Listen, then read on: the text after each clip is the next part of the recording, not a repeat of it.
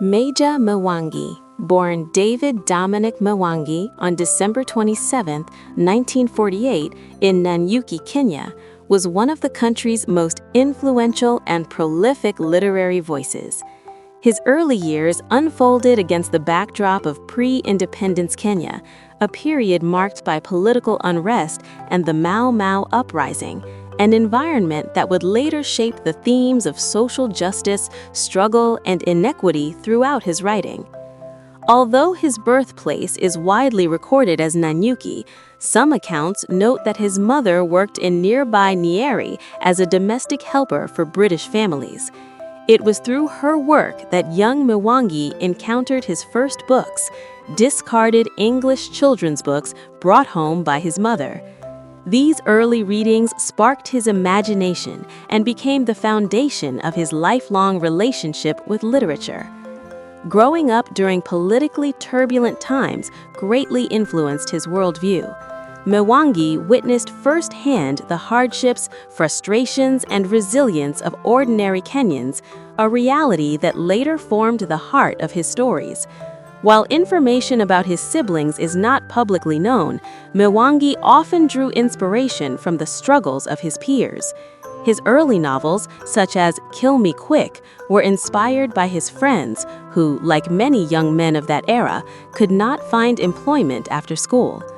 Mwangi pursued his education at Nanyuki Secondary School before advancing to Kenyatta College, now Kenyatta University, where he studied science for 2 years.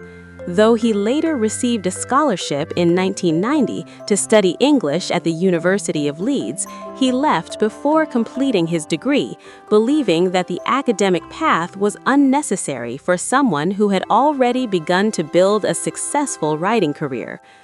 Earlier in his journey, he had also been a fellow at the prestigious International Writing Program at the University of Iowa from 1975 to 1976, an experience that helped refine his craft and broaden his global literary network. Before fully entering the world of literature and film, Mwangi worked in several technical and administrative roles that enriched his understanding of storytelling and media. From 1972 to 1973, he served as a sound technician with the French television network ORTF in Nairobi. He later worked as a film librarian and visual aids officer at the British Council's Audio-Visual Department from 1975 to 1976. His writing career began in earnest with the publication of Kill Me Quick in 1973. The novel won the Jomo Kenyatta Prize for Literature the following year and propelled Mwangi into the spotlight as a powerful young writer of post-colonial Kenya. From 1973 onward, he dedicated himself to writing full-time, becoming one of the few African authors able to earn a living solely from their creative work. Over the years, he produced a large body of adult fiction and children's literature that explored poverty, identity, urban life, and the lingering effects of colonialism. Mwangi also had an impressive parallel career in film.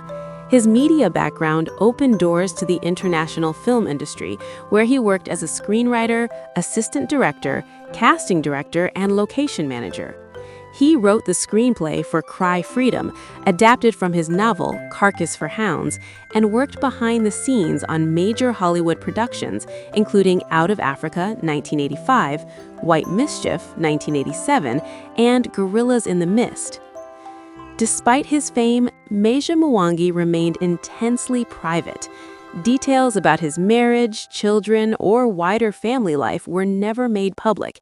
Even in his hometown, he was known for keeping his personal affairs separate from his public identity as a writer and filmmaker. Equally private was his financial life.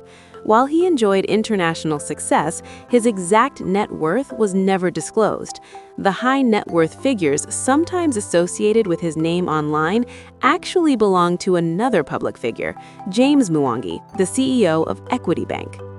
Throughout his career, Mwangi faced several literary controversies. Some critics labeled his work as popular fiction, suggesting it lacked the aesthetic weight of more canonical African literature. Others criticized his depiction of women in his early urban novels, accusing him of reinforcing misogynistic attitudes. However, later works introduced more assertive and complex female characters, leading many scholars to argue that his writing reflected, critiqued, and evolved with Kenya's changing social landscape. His stark portrayal of urban poverty and disillusionment also sparked debate, with some arguing that his narratives offered too little hope. Yet, for others, his realism was precisely what made his work vital and necessary. Politically, Meja Mwangi maintained a low profile, avoiding the controversies that engulfed many of his contemporaries. Unlike authors such as Ngugi wa Thiong'o, he was not known to have faced imprisonment or exile, instead choosing to channel his observations and critiques through his writing rather than through activism or political confrontation. On Thursday, December 11, 2025, Meja Mwangi passed away peacefully in Malindi, Kenya, at the age of 78. The cause of his death was not immediately disclosed, and his family offered few details, consistent with the privacy he maintained throughout his life. His passing marked the end of an extraordinary creative journey, but his stories, rich with the textures, struggles, and triumphs of Kenyan life, continue to resonate across generations.